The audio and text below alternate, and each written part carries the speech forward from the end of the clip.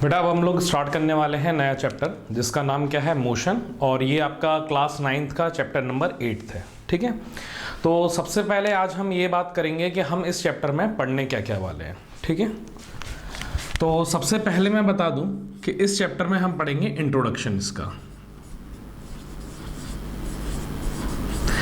Introduction में हम क्या क्या कवर करने वाले हैं। इंट्रोडक्शन में बेटा सबसे पहले स्टार्ट करेंगे रेस्ट से कि रेस्ट क्या होता है। उसके बाद हम पढ़ेंगे मोशन के बारे में। उसके बाद पढ़ेंगे बेटा हम लोग FOR। FOR क्या होता है? FOR होता है बेटा आपका फ्रेम ऑफ रेफरेंस। ठीक है, उसके बाद हम देखेंगे स्केलर के बारे में कि स्केलर क्वांटिटीज क्या होती हैं, और फिर पढ़ेंगे हम वेक्टर्स के बारे में। बेटा ये 5 टॉपिक हम पढ़ने वाले हैं इंट्रोडक्शन के अंदर। जैसे ही हम ये समझ जाएंगे उसके बाद बेटा सेकंड हम मूव करेंगे डिस्टेंस पे एंड डिस्प्लेसमेंट, कि डिस्टेंस और डिस्प्लेसमेंट क्या होता है। उसके बाद हम बेटा थर्ड पढ़ेंगे स्पीड के बारे में। जैसे ही हम स्पीड समझ जाएंगे फिर हम लोग मूव ऑन करेंगे बेटा फोर्थ पॉइंट की तरफ, जो क्या है हमारा वेलोसिटी। यहाँ पे वेलोसिटी आएगा, उसके बाद आएगा आपका बेटा एक्सेलरेशन। और बेटा एक्सेलरेशन के साथ ही हम क्या पढ़ेंगे, रिटार्डेशन। और रिटार्डेशन को ही कई जगह बेटा डी एक्सेलरेशन भी कहा जाता है। इसके बाद बेटा सिक्स्थ हम देखेंगे ग्राफ्स। और ग्राफ में बेटा हम लोग displacement time graph, velocity time graph और एक्सेलरेशन टाइम ग्राफ देखेंगे। और फिर हम लोग लास्ट में मूव ऑन करेंगे कहाँ पे बेटा, इक्वेशन ऑफ मोशंस पे।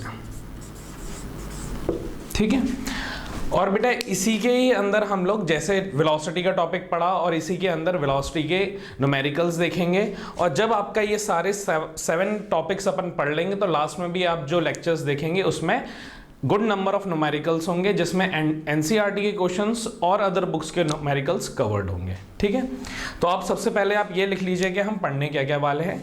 फिर हम स्टार्ट करते हैं इंट्रोडक्शन से, और इंट्रोडक्शन में सबसे पहली हेडिंग हम डालेंगे रेस्ट की।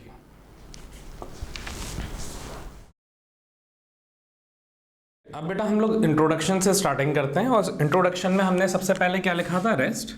तो हम रेस्ट के बारे में पढ़ते हैं। बेटा रेस्ट और मोशन दोनों ही कैसे टर्म है, रिलेटिव टर्म है। रिलेटिव टर्म का ये मतलब है कि रेस्ट में है कोई बॉडी या कोई बॉडी मोशन में है, तो ये हम hमेशा किसी के रिस्पेक्ट में बताते हैं। ठीक है, इसकी डेफिनेशन क्या है बेटा, if a body does not changes its position with respect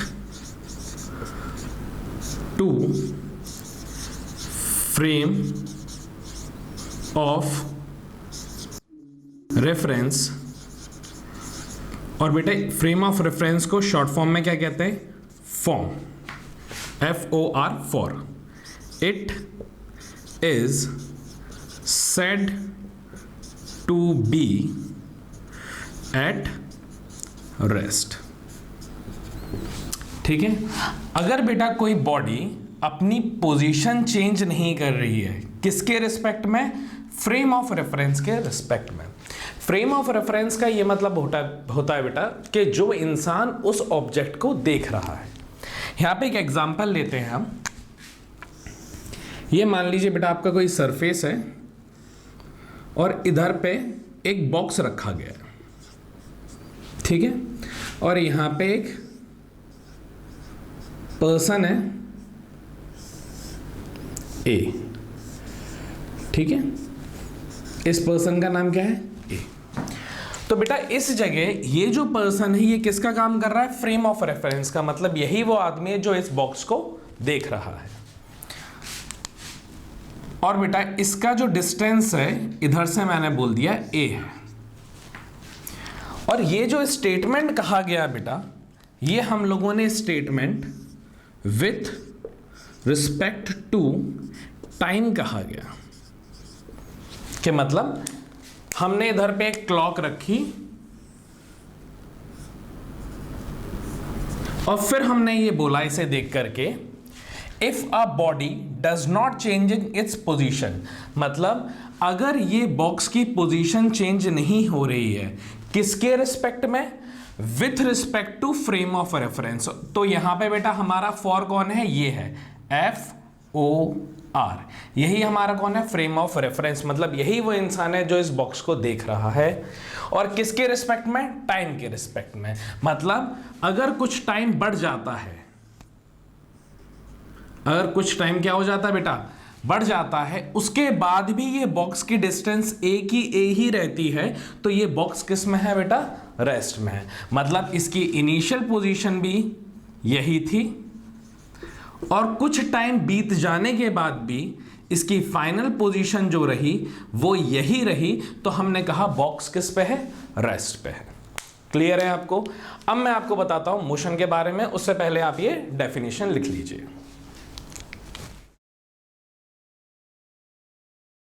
अब बेटा जैसे ही हमने रेस्ट के बारे में देख लिया, अब हम समझते हैं मोशन के बारे में।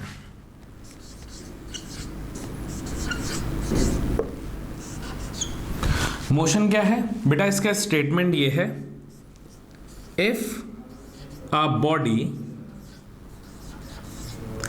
Changes its position with respect to frame of reference is said to be in motion। बेटा वही सेम डेफिनेशन है हमारी, बस इस बार बॉडी अपनी पोजीशन क्या कर रही है, चेंज कर रही है। किसके रिस्पेक्ट में बेटा, फ्रेम ऑफ रेफरेंस के रिस्पेक्ट में। वही सेम डायग्राम बनाते हैं, ये हमारा सेम सरफेस, ये हमारा क्या रखा है बेटा, बॉक्स, और यहां पे हमारा वही सेम पर्सन A।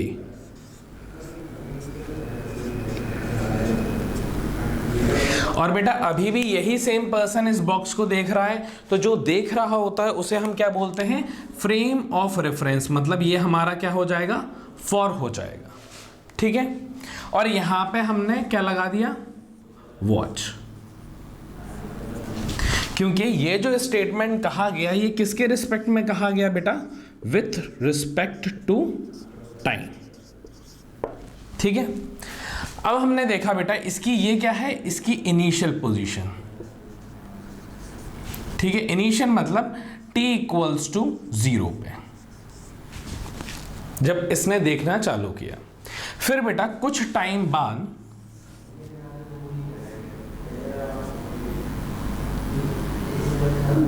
मान लो आफ्टर 15 मिनट्स, मतलब t equals to after 15 minutes, बेटा इस बॉक्स की ये जो पोजीशन है, ये कौन सी पोजीशन है, ये फाइनल पोजीशन है, और आपका बॉक्स शिफ्ट हो करके इस पोजीशन पे आ जाता है। सेम आपका यही बॉक्स है।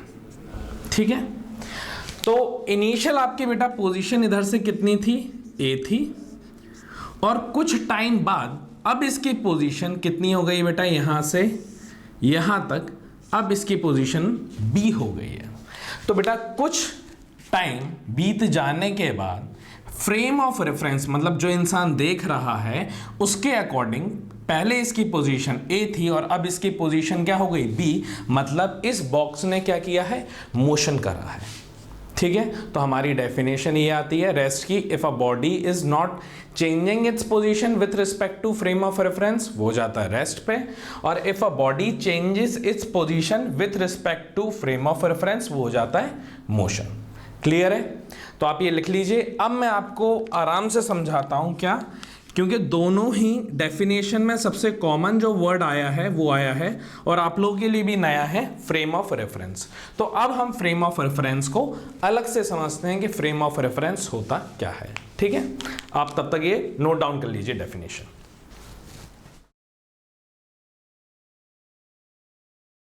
बेटा अब हम लोगों ने दो डेफिनेशन पढ़ी। सबसे पहली डेफिनेशन थी रेस्ट की और दूसरी थी हमारी इमोशन की। तो सबसे पहली जो डेफिनेशन थी उसमें भी हम लोगों ने फ्रेम ऑफ रेफरेंस देखा, और जो सेकंड डेफिनेशन थी इमोशन की उसमें भी हम लोगों ने फ्रेम ऑफ रेफरेंस देखा।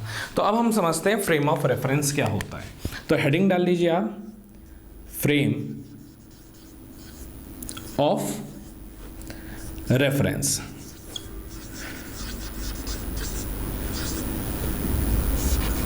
बेटा फ्रेम ऑफ रेफरेंस को समझते हैं। फ्रेम ऑफ रेफरेंस क्या है बेटा? Set of coordinates. कोऑर्डिनेट्स मतलब बेटा to define its position, velocity, या फिर मैं कहूं एक्सेलरेशन भी। ठीक है, सेट ऑफ कोऑर्डिनेट्स का ये मतलब है बेटा जैसे मैं यहां पे खड़ा हुआ हूं तो मैं फ्रेम ऑफ रेफरेंस पे हूं। आप जो सामने सारी चीजें देख रहे हैं वो आपके लिए एक फ्रेम है। ठीक है, तो मेरे अकॉर्डिंग किसी चीज का डिस्टेंस क्या है, जैसे ये कैमरा जो रखा हुआ है इसका डिस्टेंस मेरे से क्या है, तो ये क्या बता रहा है बेटा? पोजीशन बता रहा है। आप जहां पे बैठे हुए हो आप बेटा खुद एक ओरिजिन की तरह एक्ट कर रहे हो। आपसे रेफ्रिजरेटर कितना दूर है, तो बेटा आप उस रेफ्रिजरेटर के लिए क्या काम कर रहे हो? एक फ्रेम ऑफ रेफरेंस का मतलब आपके अकॉर्डिंग वो रेफ्रिजरेटर एक्स डिस्टेंस पे है। आपका टेलीविजन आपके अकॉर्डिंग, तो आप बेटा फ्रेम ऑफ रेफरेंस होते हो। जो देख रहा है वो फ्रेम ऑफ रेफरेंस है। क्लियर है? तो बेटा यहां पे सेट ऑफ कोऑर्डिनेट्स क्या डिफाइन करने के लिए? उसकी पोजीशन, वेलोसिटी और एक्सेलरेशन को डिफाइन करने के लिए। ठीक है, अब इस चैप्टर में कैसे हम यूज करने वाले हैं उसका एग्जांपल हम समझते हैं।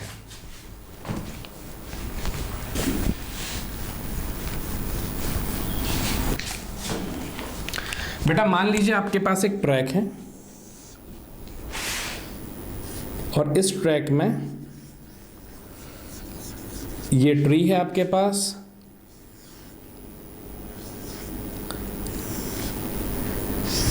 ये आपका एक ट्रेन का कंपार्टमेंट है, और यहां पे बेटा एक पर्सन बैठा हुआ है ए, और इसके सामने एक बॉक्स रखा हुआ है। ठीक है, और यहां पे बेटा एक टावर है।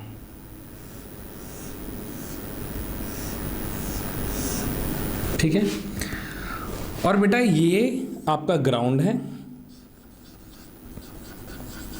और इस ग्राउंड में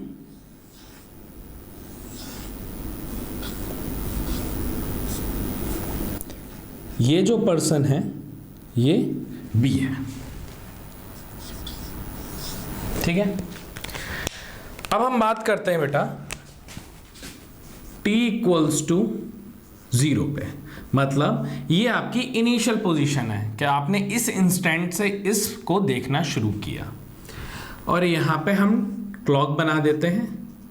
ये हमारा टाइम हो रहा है, लगभग 3 बज रहे हैं। तब मैंने कहा बेटा अकॉर्डिंग टू दिस पर्सन इस बॉक्स की जो पोजीशन है वो मैंने ए कहा, इस ट्री की जो पोजीशन है वो मैंने बी कहा, और इस टावर की जो पोजीशन है अकॉर्डिंग टू दिस पर्सन वो कितनी है? सी है। क्लियर है? और अगर बी के अकॉर्डिंग देखूं तो इस ट्री की पोजीशन बेटा एक्स है, और इस टावर की position according to this person क्या है, y। ठीक है। अब बेटा इस ट्रेन के पास एक v वेलोसिटी है, v मीटर पर सेकेंड, जो इस डायरेक्शन में है। मतलब कुछ टाइम बीत जाने के बाद ये ट्रेन तो आगे बढ़ जाएगी, पर ये पर्सन यहीं का यहीं रहेगा। तो जो न्यू डायग्राम बनेगा बेटा, after some time t equals to t second पे, ये हमारी क्लॉक है और ये हमारा कुछ ये टाइम हो गया है। ठीक है।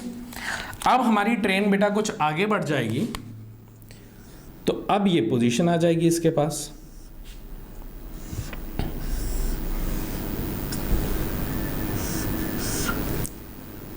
ये आपका पर्सन, सेम पर्सन है बेटा ए, और ये आपके सामने क्या रखा है, बॉक्स। ठीक है। अब अगर बेटा जब t टाइम के बाद अगर मैं इसको देखूं तो सिर्फ अकॉर्डिंग टू दिस पर्सन बता रहा हूं, अकॉर्डिंग टू सिर्फ a। अब टावर की जो पहले पोजीशन थी बेटा c, क्या अब वो चेंज हो गई है, और चेंज होकर के कितनी हो गई है, मैं c डैश बोल देता हूं। पहले ट्री की पोजीशन बेटा a से b थी, तो अब जो इसकी पोजीशन है वो कितनी हो गई है, मैं b डैश बोल देता हूं। और अगर आप ध्यान से देखो बेटा, पहले भी a और बॉक्स के बीच में जो डिस्टेंस था या जो पोजीशन थी वो a थी, और अभी भी पोजीशन वही सेम की सेम रहेगी। मतलब according to this person time बीत जाने के बाद बेटा अभी मेरा फ्रेम ऑफ रेफरेंस कौन है, a है। तो अकॉर्डिंग टू a कुछ टाइम बाद क्या ट्री की पोजीशन बदल गई। मतलब जब ये इस ट्री को देखेगा तो ये कहेगा यार ट्री की पोजीशन बदल गई है। तो अकॉर्डिंग टू a ये किस में है बेटा, मोशन में। किसके रिस्पेक्ट में बेटा, a के रिस्पेक्ट में। तो मैं ऐसे सर्कल बना देता हूं।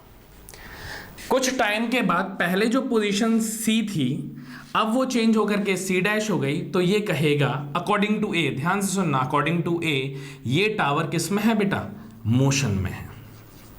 और a ने देखा है तो मैं a को नीचे लिख देता हूं और सर्कल बना देता हूं। मतलब a के अकॉर्डिंग ट्री और जो टावर है वो मोशन कर रहे हैं, पर बॉक्स अगर देखो तो पहले t इक्वल्स टू 0 सेकेंड में भी उनकी पोजीशन a थी, और कुछ टाइम के बाद उनकी पोजीशन क्या रही बेटा, a ही रही। तो बॉक्स किस में है बेटा, रेस्ट पे है। ठीक है। अब इसकी बात करते हैं। अगर आप ध्यान से देखो बेटा, t इक्वल्स टू 0 सेकेंड में भी इसका डिस्टेंस x है, और कुछ टाइम निकल जाने के बाद भी इसका डिस्टेंस x ही रहा ट्री का। तो अकॉर्डिंग टू b ये ट्री तो किस में है बेटा, रेस्ट पे। और यहां पे मैं नीचे किसको लिख देता हूं, b।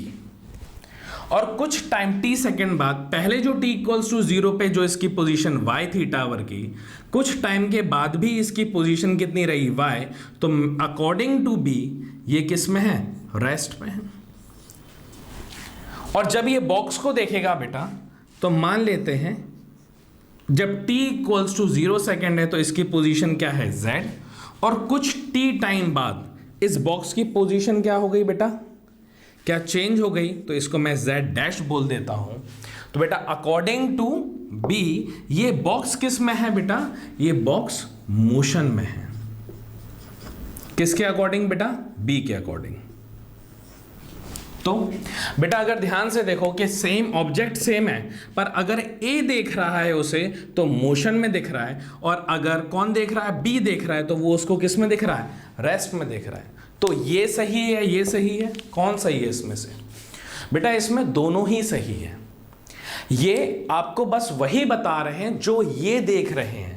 तो बेटा इसका मोशन करना ये इसका फ्रेम ऑफ रेफरेंस है कि सर मैंने तो वही बताया जो मैंने देखा।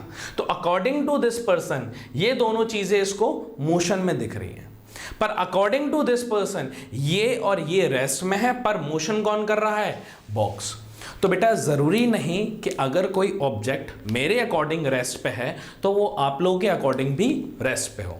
वो सिर्फ और सिर्फ डिपेंड करता है किस पे, फ्रेम ऑफ रेफरेंस, मतलब उसे देख कौन रहा है उस पे निर्भर करता है किसी चीज़ का मोशन में होना या किसी चीज़ का मोशन में ना होना।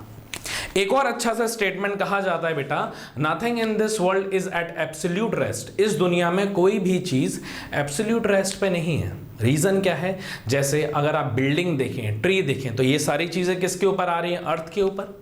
क्या अर्थ मोशन कर रही है कि नहीं कर रही है? अगर आप मून से अर्थ को देखोगे तो बेटा अर्थ पे रखी हुई सारी चीज़ें आपको किस में दिखेंगी? मोशन में। इसलिए हमने कहा गया कि इस दुनिया में कोई भी चीज़ एब्सोल्यूट रेस्ट पे नहीं है। ठीक है, तो मेरे ख्याल से अब ये समझ में आ गया होगा बेटा कि जो देख रहा है उस पर डिपेंड करता है कि चीज़ें मोशन कर रही हैं या नहीं कर रही हैं। इसीलिए हमने बोला था कि रेस्ट और मोशन एक रिलेटिव टर्म है। तो ये डायग्राम आपको बनाने की ज़रूरत नहीं है, बस समझाने के लिए था। ठीक है, अब हम नेक्स्ट मूव करते हैं किसमें बेटा? हम लोग अपने टाइप्स ऑफ मोशन के ऊपर चलते हैं। तब तक आप ये देख लीजिए एक बार।